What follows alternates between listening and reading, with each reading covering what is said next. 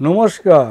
সঠিক সময় সঠিক জ্যোতিষী শ্রী তাপস আপনাদের সামনে আজকে আলোচনা করব আমাদের দ্বাদশ রাশির তৃতীয় ঘর মিথুন রাশি। মিথুন রাশি হচ্ছে বুধের ঘর। এখানে হচ্ছে মৃগশিরা, আদ্রা, পূর্ণবসু নক্ষত্রের অবস্থান।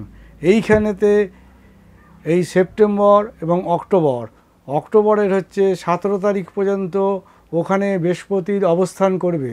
তারপর হচ্ছে বৃহস্পতি তার স্থান পরিবর্তন করবে।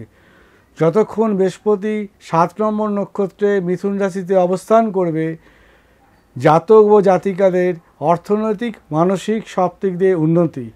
যখন ওটা চলে যাবে হচ্ছে কর্কটেতে পূর্ণবসু নক্ষত্রে, তখন আয় তো হবেই, ওর সঙ্গে ব্যয় বাড়বে।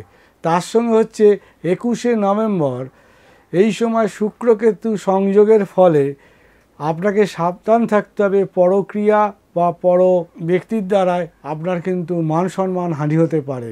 অতএব আপনি কোনো ঝুঁকি নেওয়ার আগে অবশ্যই আপনি সাবধানে থাকবেন।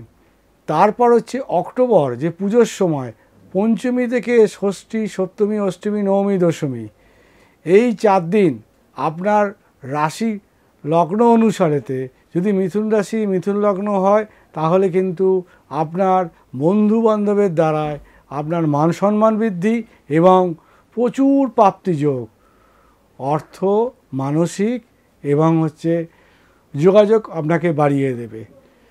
এবার চলে আসছি, প্রত্যেকটা রবি 1 মাস অন্তর অন্তর করে থাকে।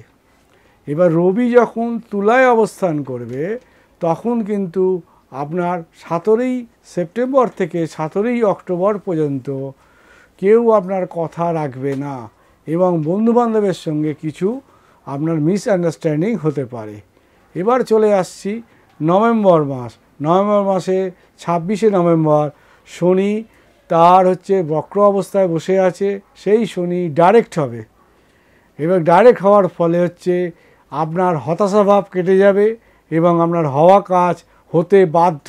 এই সময় যদি কোনো গাড়ি কেনেন, তাহলে কিন্তু গাড়ি আপনার হচ্ছে ভালোভাবে চলবে এবং গাড়ির যে দাম আপনি কম পয়সায় পাবেন।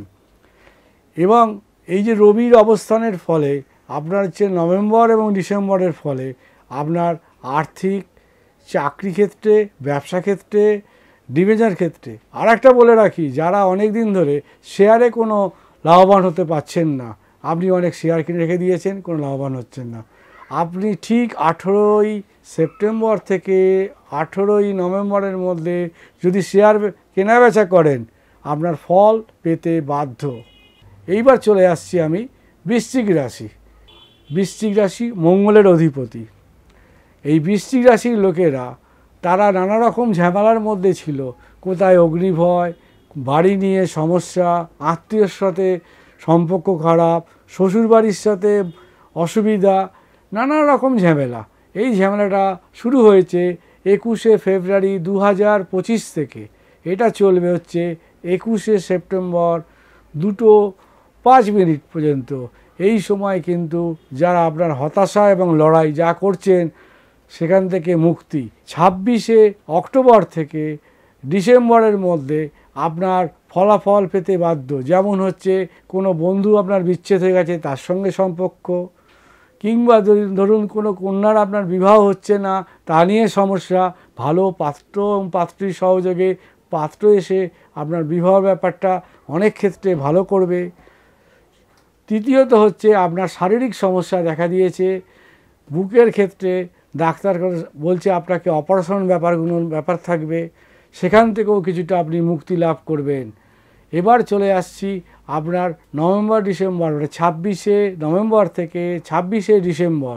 এই সময় বৃহস্পতি হচ্ছে আপনার রাশির ক্ষেত্রে, লগ্নের ক্ষেত্রে যদি ধরে নেওয়া যায়, তাহলে কিন্তু আপনার বৃশ্চিক 1, 2, 3, 4, 5, 6, 7 নবম দশমের দৃষ্টি থাকার ফলে আপনাকে যে যারা সবসময় বলেছিল যে হবে না, আমি বলছি এই সময় কিন্তু আপনাদের হতে বাধ্য।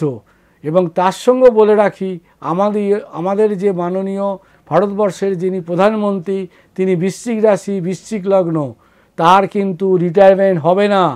তিনি কিন্তু আরও 1.5 বছর উনি থাকবেন সিংহাসনে, এবং ভারতবর্ষে যে সমস্যা বা বৈদিক যে সমস্যা, ট্রামের সঙ্গে যে আমাদের যে সমস্যা, সেই সমস্যার সমাধানের তাস উনি 10 অক্টোবর সমাধান করে দেবে।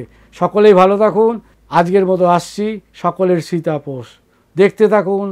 সঠিক সময় সঠিক জ্যোতিষ নিয়ে আলোচনা। যদি আপনাদের কোনো কিছু মন্তব্য থাকে কমেন্ট বক্সে চলে যান, গিয়ে সেখানে গিয়ে আপনি আপনার মন্তব্য বলুন। সীতাপোষ হাজির, আপনার মন্তব্য আপনার সমাধান আমি করেই দেবো। তার কারণ জ্যোতিষী এমন একটা সাবজেক্ট, যে সাবজেক্টটা আমাদের অজানা জিনিসকে জানার একটা সূত্র। কারণ আপনাদের সঙ্গে সীতাপোষ আছে, থাকবে। নমস্কার। আমাদের এই অনুষ্ঠানটি যদি আপনাদের ভালো লেগে থাকে তাহলে এই চ্যানেলটিকে সাবস্ক্রাইব এবং লাইক করে সবার কাছে শেয়ার করে দেবেন।